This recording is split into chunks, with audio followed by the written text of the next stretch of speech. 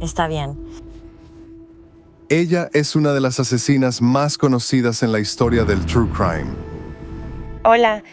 Hola, es un gusto conocerte en persona. Durante más de 2 décadas, Celeste Beard Johnson se ha presentado como una persona dulce, Hice todo lo que él quería que hiciera. decente Todo lo que hice fue por las chicas. y sobre todo inocente. No soy una asesina y sé que en el fondo ellas lo saben. No tuve nada que ver con eso. ¿Me trajeron aquí por algo que no hice? Un crimen que ellos... Saben que no cometí. Pero eso fue antes de la entrevista con un asesino. Suena casi depredador, como si estuvieras cazando hombres que puedas usar para tus propios fines.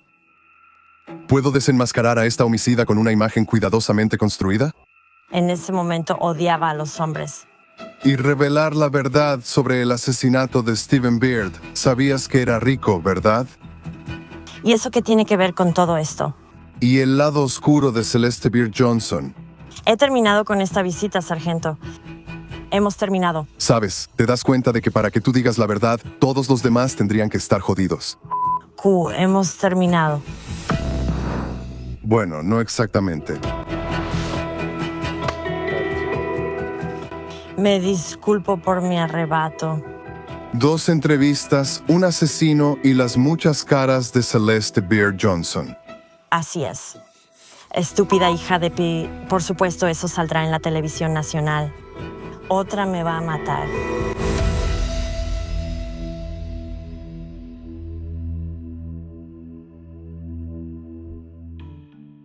Conozco demasiado bien la ruta a Gatesville, Texas. He hecho el viaje media docena de veces a este grupo de prisiones estatales, pero hoy es diferente.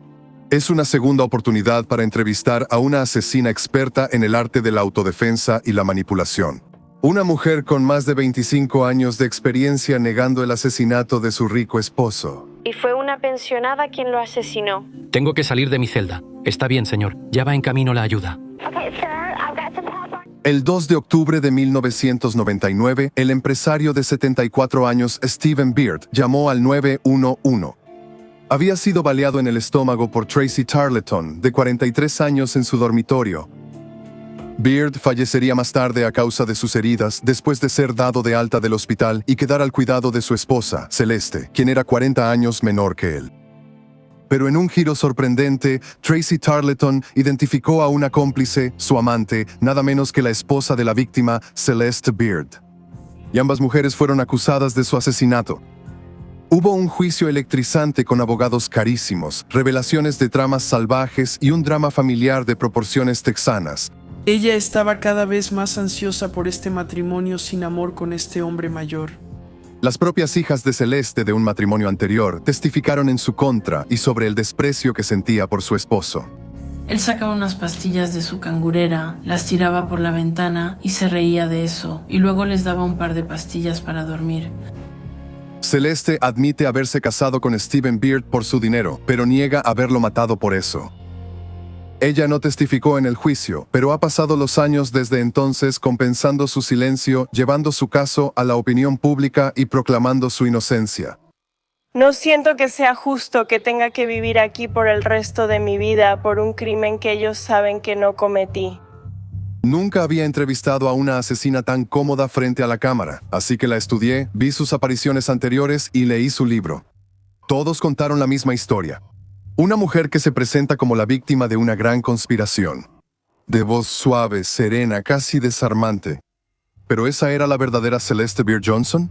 ¿O una máscara que ocultaba a una manipuladora experta? Así que hemos tratado de entender la mentalidad y las motivaciones detrás de tus acciones en este caso, ¿de acuerdo?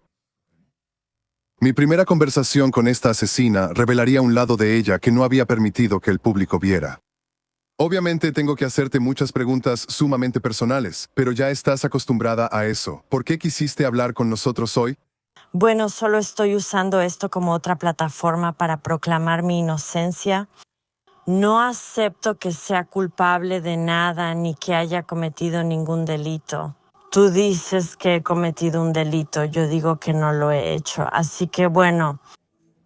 Yo digo, pero el tribunal sí te declaró culpable. Sí, del delito. Y tengo que decir que, de todos los casos que hemos cubierto en este programa, el tuyo podría ser aquel en el que la versión del condenado y el expediente probatorio están más alejados entre sí.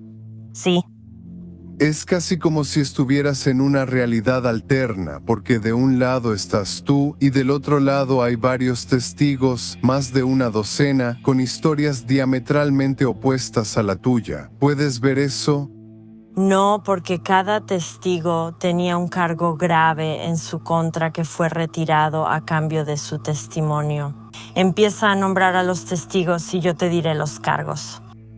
Celeste Beard Johnson ha atribuido durante mucho tiempo su condena a una elaborada conspiración que involucró a sus hijas gemelas, la policía y la mujer que disparó el tiro que hirió mortalmente a Stephen Beard en la casa que compartía con su esposa. Dijiste que todos te traicionaron. ¿Todavía lo crees? Sí. Sí, lo crees. ¿Quién no me traicionó? Desde el principio, Celeste no soporta mis preguntas y hace todo lo posible por esquivarlas y atacarme. ¿Ha habido una sucesión?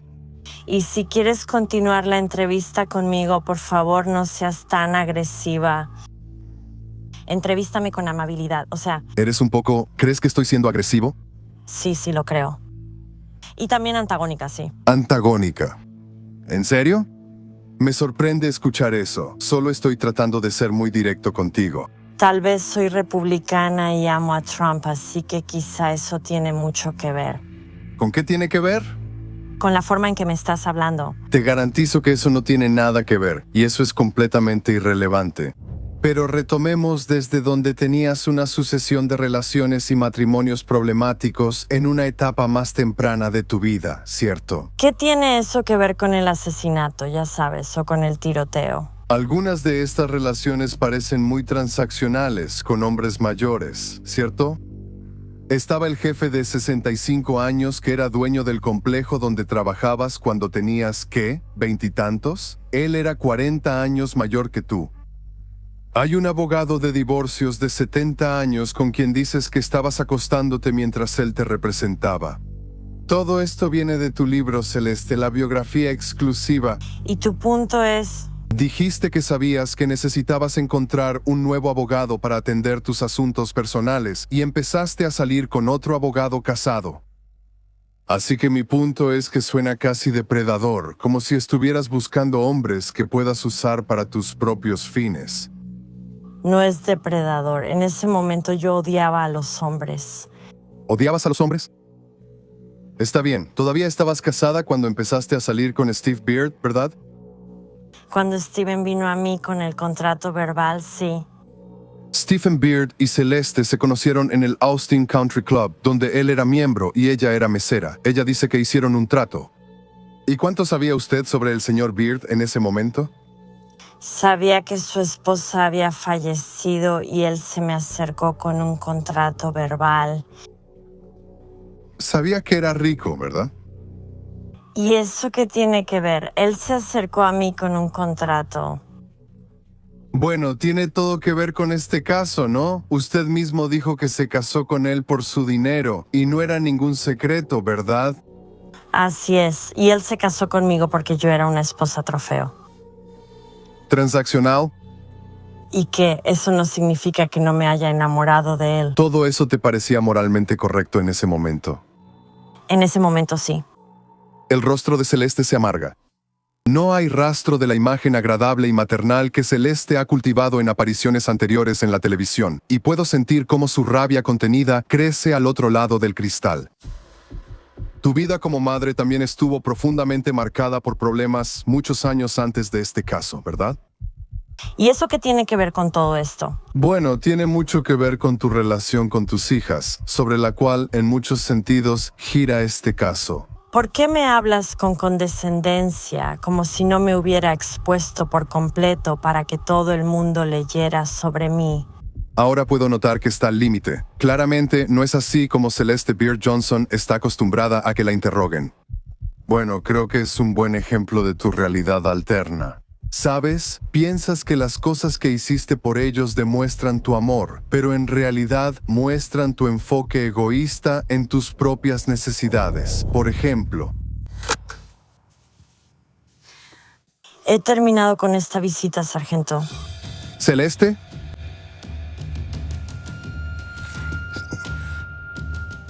Disculpa, Celeste.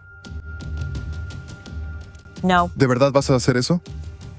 Así que de verdad no te interesa responder preguntas. Bueno, yo tengo muchas preguntas para ti. No hay ninguna pregunta. ¿Esperabas venir aquí y simplemente tener una plataforma abierta para decir lo que quisieras? No, me estás menospreciando. Lo sé, no me estás hablando, me estás menospreciando, me estás hablando. Te estoy entrevistando. No, esto no es una entrevista. Así no me entrevista una reportera profesional. Creo que sí lo soy. Sí, ya terminé. ¿Sabes? Te das cuenta de que para que estés diciendo la verdad, Todos los demás tendrían que estar mintiendo. Yo escribí ese libro y tú lo leíste, así que vete al diablo. ¿eres un sociópata narcisista? Eres un imbécil. Supongo que eso es todo. Idiota estúpido. Me alegra que hayas leído el libro. Repítemelo, imbécil. Por supuesto, eso saldrá en la televisión nacional. Mi mamá me va a matar. Y así, mi entrevista con este asesino terminó. ¿O no? Prueba de micrófono 1, 2, 3, 4, 5, 5, 4, 3, 2, 1. Celeste, lee de nuevo. 5 meses después de salir furiosa de nuestra primera entrevista, Celeste Beard Johnson decidió retomar nuestro diálogo. Bueno, me disculpo por mi arrebato. Estoy agradecida de que hayas decidido hablar conmigo de nuevo. Sé que la vez pasada empezamos con el pie izquierdo. Ella ya se había quitado la máscara y mostrado su mal genio. Ahora tenía otra oportunidad de indagar en su bien practicada negación y engaño. Así que cambié mi actitud y suavicé mi tono. Quería retroceder un poco y simplemente reconocer que... Siempre has sido un sobreviviente, una luchadora cuando hacía falta. Lo vimos nosotros mismos en ese primer viaje. Pero ese espíritu de lucha realmente te sirvió mucho durante mucho tiempo, ¿verdad? Ya no me siento como una luchadora. No me siento así. Ya no me siento como una luchadora. Esta vez, Celeste lleva un collarín mientras se recupera de una cirugía reciente. Tienes una historia notable, casi de la pobreza a la riqueza, en la forma en que ascendiste, ya sabes, a las alturas de la sociedad de Austin. Un club como el Austin Country Club, ¿cuántas personas han pasado de ser empleados a ser miembros? Probablemente nadie antes que tú o después. ¿Cómo fue eso? Bueno, hubo algunos problemas con el Austin Country Club. Te das cuenta de que la única razón por la que Stephen era miembro del Austin Country Club es porque no se permitían personas negras. ¿Te das cuenta de eso? Como dices, él era un racista. Creo que eso es horrible. No sé por qué a nadie parece importarle eso en estos tiempos. Y piensan que Stephen era tan perfecto y que yo soy la mala persona. Me sorprendió escucharla desmontar tan rápido la reputación de su esposo. Stephen Beard era un ejecutivo exitoso que valía millones de dólares. Durante mucho tiempo, él había sido una figura habitual en los círculos sociales de alto nivel en Austin. Su nueva esposa no lo había sido. ¿Fue difícil para ti encajar en ese tipo de alta sociedad, ya sea en este club de campo o en aquel otro? No, porque crecí rodeada de personas con dinero, así que no encajé perfectamente. No exactamente. Ella nació en el sur de California y fue adoptada por un veterano de la Fuerza Aérea y una operadora telefónica. En su libro, ella dice que el dinero era escaso en el hogar y que sufrió abuso sexual por parte de su padre adoptivo, además de que abandonó la preparatoria. Para cuando conoció a Esteban Beard, mientras trabajaba como mesera en el Austin Country Club, ya se había casado 3 veces y tenía hijas gemelas adolescentes. Esteban acababa de enviudar en ese otoño de 1993, creo, cuando ustedes se conocieron. Sí, me llevó a vivir con él 10 días después de enterrar a su esposa. Bueno, él estaba buscando a una mujer joven, hermosa y encantadora para presumir y mostrarle el mundo. Sí, porque me dijo que todas las señoras mayores estaban formadas tratando de mudarse con él. 40 años de diferencia de edad, pero aceptas a una pareja mayor y rica. No hay nada de malo en eso. Y como me dijiste, eso no significa que no hubiera amor verdadero. Así es. ¿De verdad lo amabas? Sí, lo amaba.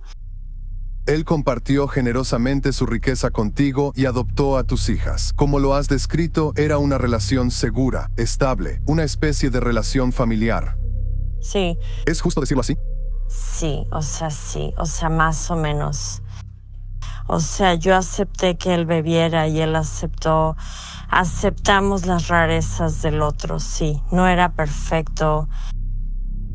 No era perfecto, pero no suena mal. O sea, tenías estabilidad, tenías a tus hijas, sin mencionar la riqueza, ¿verdad? Casas de varios millones de dólares, viajes en primera clase por todo el mundo, todo eso. De repente, estás buscando terrenos para construir una casa en el lago. La mayoría de nosotros solo podemos imaginar cómo es eso. Incluso había un retrato familiar encargado que Celeste luego pintaría encima para eliminar a su difunto esposo. Leí que tenía 400 bolsos con zapatos a juego, joyería, obras de arte, filantropía. Suena como un sueño. ¿Cómo fue para ti estar de repente en ese mundo? Aún no era feliz. O sea, de verdad, aún no era feliz. ¿Faltaba algo? Sí, ¿Qué era? no lo sé, simplemente todavía no era feliz.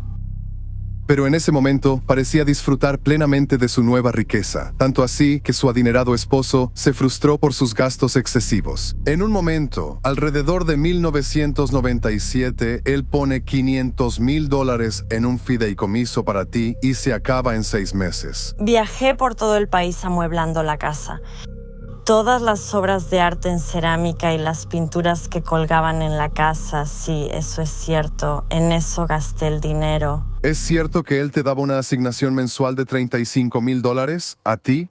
Sí, para la casa, sí, claro que es cierto. ¿Te resultaba difícil vivir con esa cantidad? No, eso era para la casa. Eso era solo. Eso era para el mantenimiento de la casa, sí. Justo cuando Stephen Beard estaba a punto de ponerle fin al estilo de vida lujoso de su nueva esposa, ella tuvo una crisis nerviosa y se internó para recibir tratamiento. ¿Qué estaba pasando entonces? Había problemas relacionados con nuestra vida sexual. La forma en que él me tocaba me recordaba a mi padre y estaba reviviendo el abuso sexual y no podía soportarlo. Fui a St. David's, luego fui a Timberland y después resolvimos esos problemas. Pasó meses en varias clínicas de tratamiento mientras le suplicaba a Beard que no se divorciara de ella. Según su abogado, Steve creía que lo estabas evitando al internarte en tratamiento. Lo estaba evitando. ¿Lo estabas?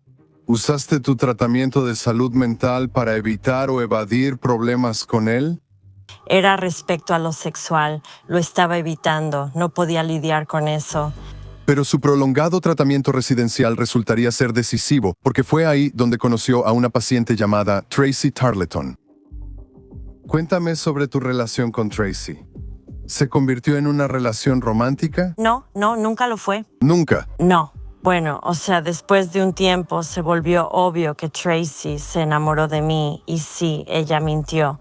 Ella no me dijo por qué realmente estaba en el centro de tratamiento. Era una gran mentirosa. Yo pensé que estaba ahí por los mismos problemas que yo. Hubo muchas personas que dijeron que tú hablaste de eso. No me importa lo que digan los demás. Y puedes seguir diciendo eso todo lo que quieras. Pero toda esta gente aparece de la nada solo para tener sus 5 minutos de fama. Y todos pueden decir lo que quieran, pero no me importa un carajo lo que diga nadie. Ella se irrita con esta pregunta.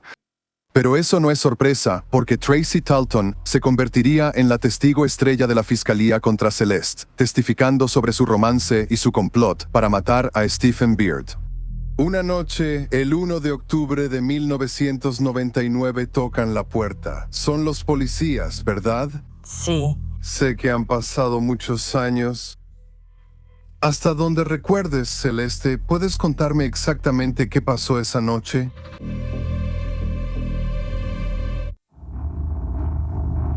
Hola, necesitamos una ambulancia. ¿Cómo sabes eso? Está bien, señor. ¿A dónde vamos? La noche del 1 de octubre de 1999, la supuesta amante de Celeste Beard, Tracy Tarleton, entró a su habitación con una escopeta calibre 20.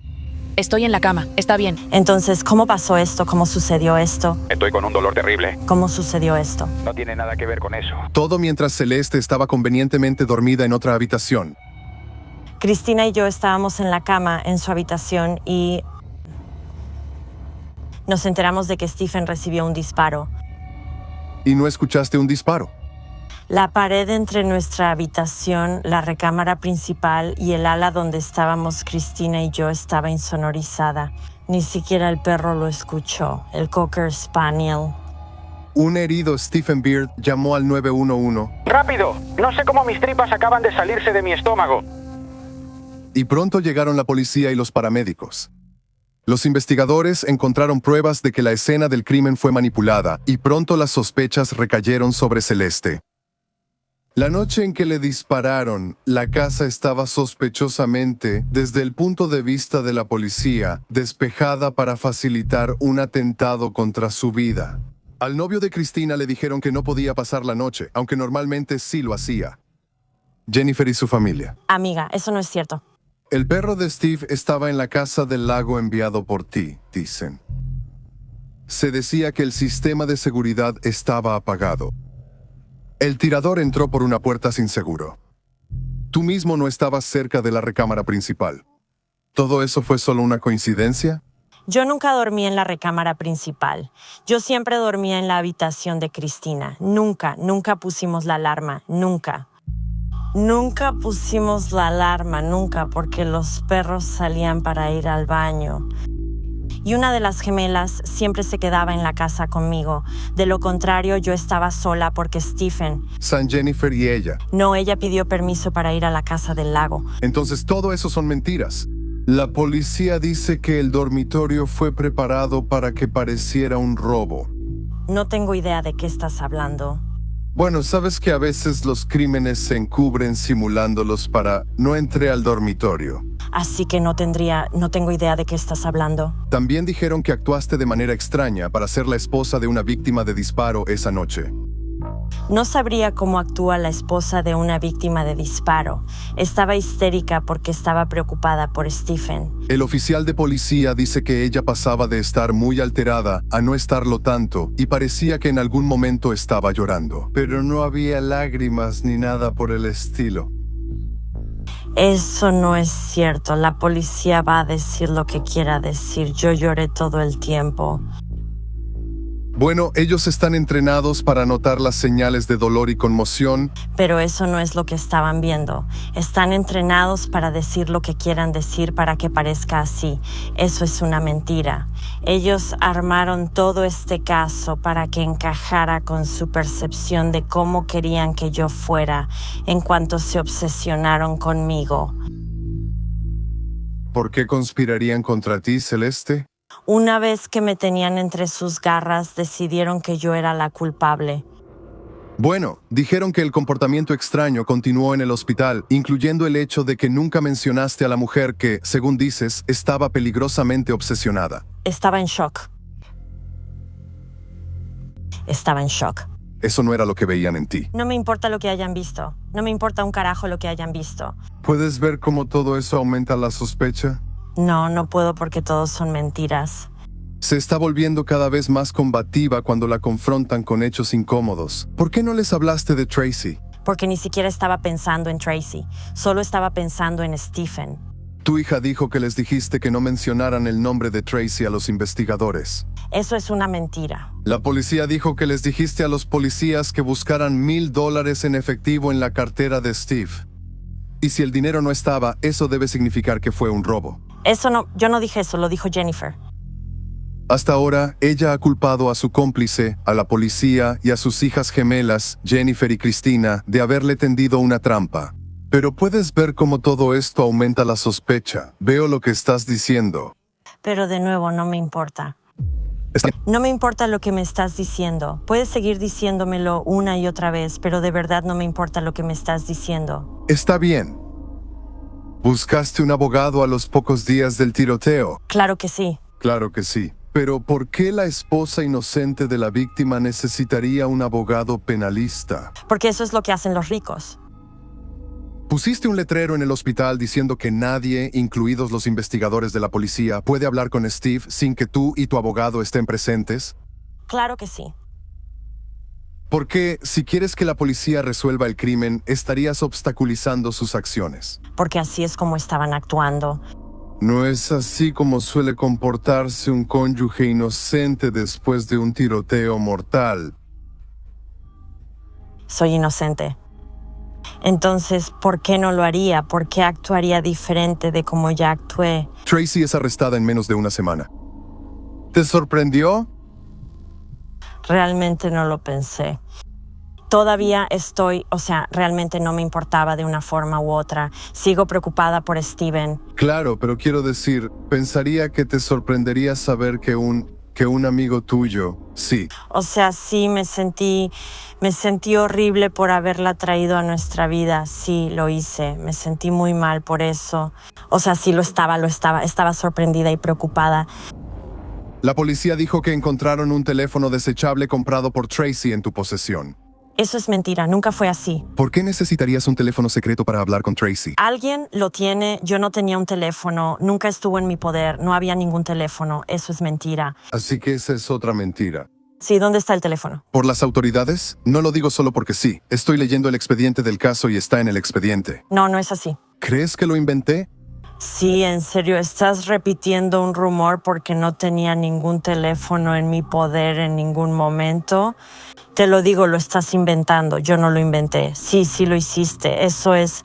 Y voy a buscar a alguien, lo estás inventando. Te lo digo ahora mismo, voy a buscar un abogado para demandarte por decir eso en la televisión. Eso es una tontería, hazlo si quieres. No tengo ningún teléfono en mi poder, te lo estoy diciendo ahora mismo. Oye, solo digo que está en el registro público. Sigamos adelante. No, hablo en serio. Ahora ella recurre a fanfarronería y amenazas legales vacías. Pero los hechos están en su contra. Tracy Talton, la tiradora, le dijo a las autoridades que Celeste guardaba un teléfono secreto para que pudieran comunicarse mientras Tracy estaba en libertad bajo fianza. Los registros telefónicos detallados corroboraron este relato. ¿Tuviste mucho contacto con Tracy cuando ella era sospechosa? No, no tuve. Entre el tiroteo y el funeral de Steve, hubo 94 llamadas entre tú y Tracy. No, no las hubo. ¿Cómo explicas eso? No hubo ninguna llamada entre Tracy y yo. Entonces, esos registros telefónicos que se presentaron en el expediente judicial no son de mi teléfono. ¿De quién es ese teléfono? De los gemelos. ¿Estos son los gemelos? Sí. ¿Y nosotros poniendo llamadas en tu teléfono para incriminarte? Quieren mi teléfono. Ahorita tenemos una moción sobre eso. ¿Recuerdas que te preguntaron si alguna vez confrontaste a Tracy? Sí. Sí, lo recuerdo. Creo que la confronté una vez. Porque le dijiste a uno de los investigadores que nunca salió el tema. No creo que haya salido el tema, es lo que dijiste. No recuerdo, pero pensé que en mi declaración dije que la confronté. No recuerdo. Han pasado 25 años. No. Lo sé, ha pasado mucho tiempo. Mientras Stephen Beard languidecía en el hospital durante 4 largos meses, la juerga de compras de su esposa continuó. Los gastos durante la hospitalización de Steve también es difícil de entender. Dios mío, ¿qué es tan difícil de entender? Gasté $26,000 en pasamanos. Todo fue para la casa. ¿Qué es tan difícil de entender sobre eso? 2 Cadillac Cotaras para tus hijas. Hija, ¿a quién le importa, Dios mío? Una televisión de $4,500. ¿A quién le importa? ¿A quién le importa? $74,000 a tu ex esposo, un pago que después se descubrió que era fraudulento. Dios mío, ¿por qué alguien en esa situación haría eso? Todo era para la casa. Pero ¿por qué alguien en esa situación estaría preocupado por autos nuevos y esas cosas cuando su cónyuge está al borde de la muerte? Dios mío, no estaba al borde de la muerte. ¿Steve? Sí, él estaba bien. Según el expediente del caso, Celeste continuó comunicándose con la sospechosa del tiroteo, Tracy Talton, durante toda la investigación. Pero empezó a temer que Talton la entregara a la policía, así que le pagó a una mujer llamada Donna Goodson para que contratara a un sicario. Goodson testificó que querías deshacerte de Tracy. Donna Goodson era una mentirosa. Porque tenías miedo de que Tracy te implicara en el crimen. Se demostró en la corte que Donna Goodson era una mentirosa. Sí le pagaste miles de dólares. No le pagué para que fuera mi amiga. Y luego ella salió diciendo que eso era para contratar a un sicario. Celeste se desmoronó mientras la red se cerraba a su alrededor. Los doctores finalmente dieron de alta a su esposo enfermo y él regresó a casa con Celeste. Pero en lugar de gastar en atención médica profesional en casa, Celeste se hizo cargo de su cuidado ella misma. 4 meses después del tiroteo, Steve es dado de alta del hospital. Sí, Correcto, bajo tu cuidado. ¿Por qué no gastaste algo de dinero para contratar a una enfermera profesional? porque él no me lo permitió. Se lo pedí, sí, le rogué. ¿Por qué alguien en esa condición que pudiera pagarlo no lo haría? Porque él no quería. ¿Tienes algún tipo de formación médica? No, pero no había ninguna formación médica. Él quería que lo llevara y trajera todos los días. ¿Planeabas llevarlo a casa y terminar el trabajo? Claro que no. Pero después de solo un día bajo su cuidado, Stephen Beard estaba de nuevo al borde de la muerte.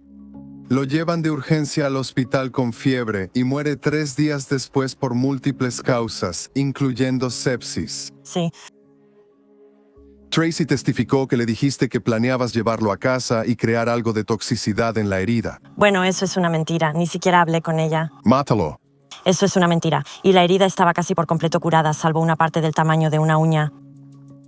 Después de la muerte de Stephen Beard, los cargos contra Tracy Talton se elevaron a asesinato capital, y Talton dio un paso al frente y contó la verdad. Que ella le disparó por orden de Celeste. El 28 de marzo de 2002, Celeste fue arrestada en su casa de Austin. Esto daría lugar a un juicio épico televisado con un desfile de testigos en su contra, incluidas sus propias hijas gemelas. ¿Qué dijo ella? Bueno, ella dijo que se casó con Steve por su dinero. ¿Crees que es como una gran conspiración en tu contra? Por supuesto que lo es. Para que tú estés diciendo la verdad, todas estas otras personas tendrían que estar mintiendo bajo juramento. Sí, ella era una mentirosa. Mentirosa, mentirosa, mentirosa, mentirosa, mentirosa. Sí, mentirosa.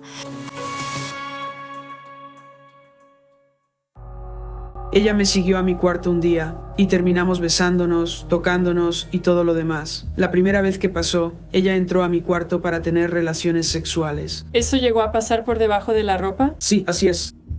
Los fiscales pusieron a su testigo estrella contra Celeste Beard en el estrado, detallando el romance extramarital que llevaría a múltiples planes para matar a Stephen Beard.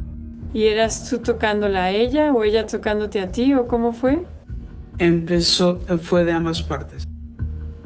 Fue de ambas partes. ¿Y cuando estuviste ahí en Timberland? ¿Alguna vez llegó al orgasmo? Sí. Tracy dijo que describiste a Steve como un monstruo abusivo.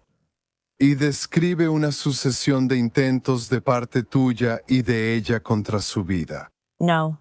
Ella declaró que una noche la llamaste después de haberlo drogado hasta dejarlo inconsciente y que los dos intentaron asfixiarlo con una bolsa de plástico.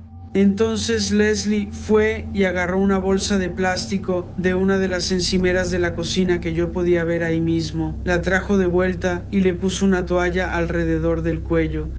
Sí, ese es un ventrículo.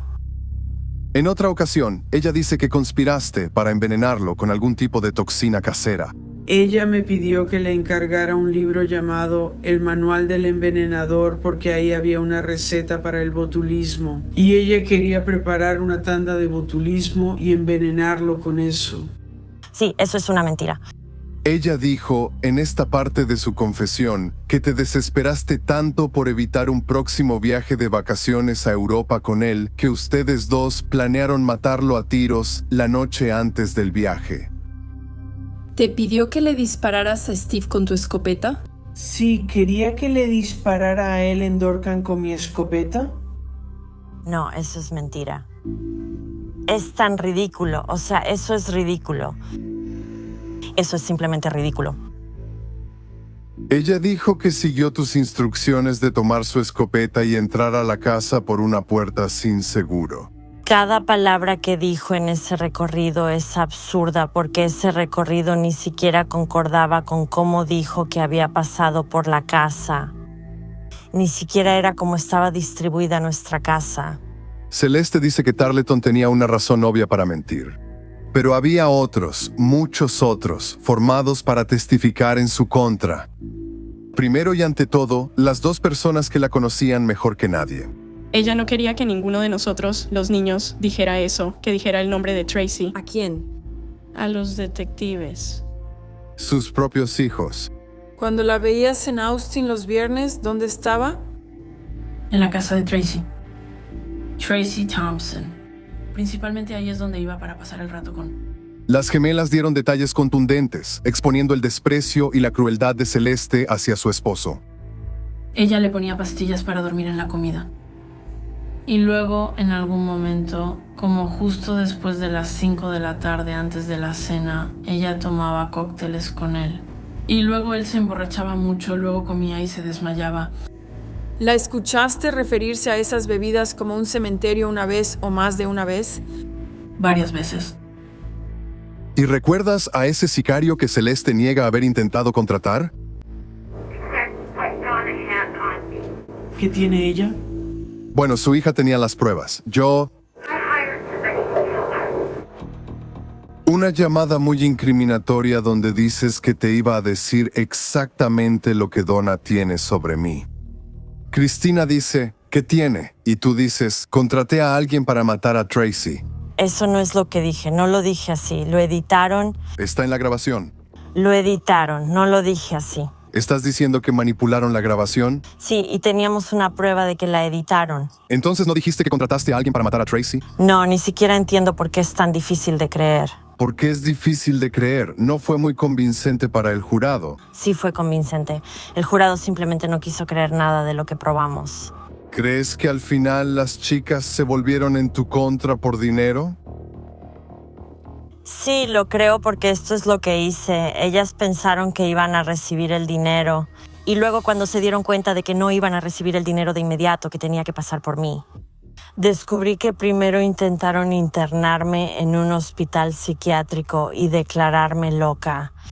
Y luego, cuando eso no funcionó, no pudieron lograr que los abogados me declararan loca. Entonces cambiaron la historia y dijeron que participé con Tracy.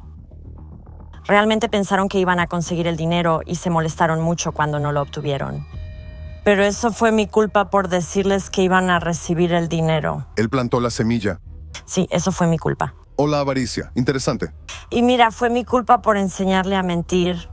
2 décadas y media después del asesinato, Celeste parece estar atrapada en un estado de negación, todavía pidiéndole al mundo que crea que testigo tras testigo arriesgó ir a prisión para acusarla falsamente, incluyendo amigos, familiares y oficiales de policía.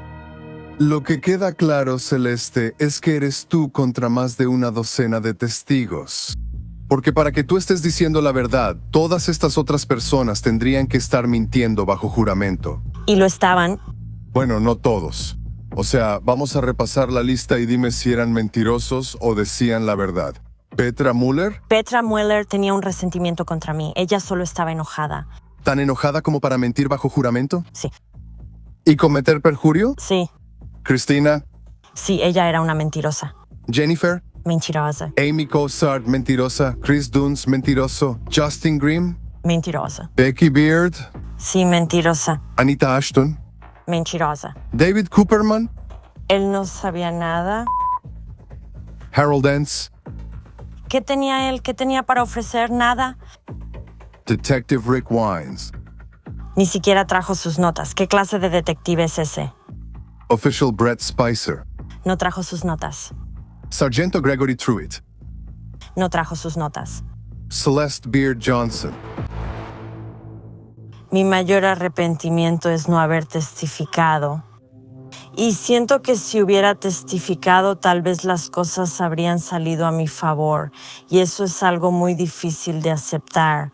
Y 24 años después todavía estoy intentando volver a los tribunales.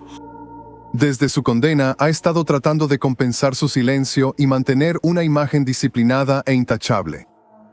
Hasta ahora. Y está a punto de mostrar su verdadero rostro cuando dirige su desprecio hacia la familia de su víctima. Todos están enfermos. Todos están enfermos. Sí. Todos menos tú. Sí, y están muertos, ¿no? El hada del karma los alcanzó. Celeste Beard Johnson se desmorona. Toda la imagen celeste sugiere que tú lo mataste y eso es lo que quieres creer. Eso es porque sigues culpando a todo y a todos los demás. La verdad, ya no me importa lo que tengas que decir. Ya no me importa. Después de admitir su participación en el asesinato, Tracy Tarleton buscó el perdón de la familia de Stephen Beard y recibió su gracia. ¿Sabías que los Beard en realidad le agradecieron a Tracy en una emotiva audiencia privada? Se conmovieron por su remordimiento y responsabilidad. Todos están enfermos. Todos están enfermos. Sí. Todos menos tú. Sí, y están muertos, ¿no? Están muertos. Esteban está muerto, Becky está muerta y Pablo está muerto. Queríamos pedirles a los hijos de Esteban Beard una entrevista para conmemorarlo en este programa. Pero todos ellos ya han fallecido. Celeste Beard Johnson ahora solo siente mala voluntad hacia sus víctimas. Adivina qué, el hada del karma los alcanzó. Todos están muertos. Becky murió, Stephen murió y Paul murió y Kim murió. Así que están muertos. ¿Crees que están muertos por algo que te hicieron a ti? No, creo que están muertos por el hada del karma. Creo que sí, creo eso. Creo que eso es lo que se merecen. El estado de Texas dijo que Celeste Beard Johnson recibió la cadena perpetua que se merecía. Pero décadas después, ella sigue haciéndose la víctima en la televisión. No hay pruebas y yo nunca lastimaría a alguien así. Me traicionaron por... Un crimen que saben que no cometí. ¿Es más fácil para ti vivir con este crimen negándolo? No, no lo estoy negando. No soy culpable. Sería mucho más fácil simplemente decir que soy culpable y poder vivir con la culpa. No me importa un carajo lo que digas. Has dicho que harías cualquier cosa para reunirte con tus hijas, ¿verdad? ¿Has considerado confesar como una forma de romper el hielo? Si nunca vuelvo a hablar con mis hijas, no voy a decir que hice algo que no hice. Celeste Beard Johnson nunca iba a confesarme a mí ni a nadie más. Pero esta vez se quitó la máscara y reveló a una mujer cautiva de su propia ira. ¿Sabes? ¿Te das cuenta de que para que estés diciendo la verdad? Todos los demás tendrían que estar... Yo escribí ese libro y tú lo leíste, así que vete al diablo. Está bien, ahí está ella. Ahí está la verdadera Celeste. Así es. Mucha gente cercana a ti dice que puedes ser muy dulce y luego cambiar de inmediato y ser lo que tu mamá describió como una auténtica furia. ¿Cuál es la verdadera Celeste? Soy Celeste. Soy la misma que conociste la última vez. Esa soy yo. Y la que acabas de conocer también soy yo. Tracy Tarleton cumplió su condena y fue liberada de prisión. Las hijas y los nietos de Celeste han seguido adelante y no tienen contacto con ella. Ella sigue tras las rejas, sin arrepentirse y consumiéndose en su propio desprecio. Ahora, sin siquiera una máscara detrás de la cual esconderse.